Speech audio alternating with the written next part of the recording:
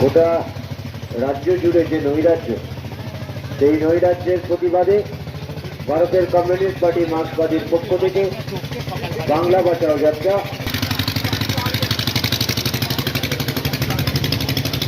বন্ধুগণ এবং তৃণমূলের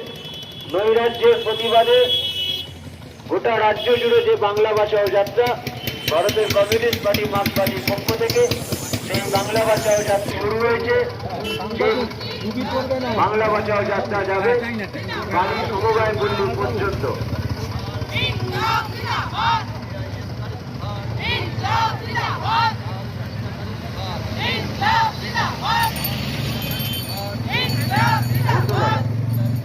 গোটা রাজ্য জুড়ে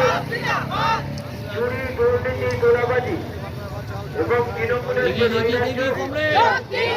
তার বিরুদ্ধে তীব্র প্রতিবাদ জানিয়ে এই বাংলা বাঁচাও যাত্রা ভারতের কমিউনিস্ট পার্টি মার্ক্সবাদী হাওড়া জেলা কমিটির পক্ষ থেকে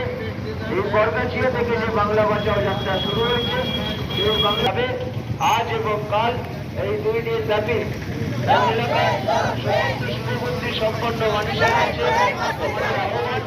কাছে আমাদের এই বাংলা বাঁচাও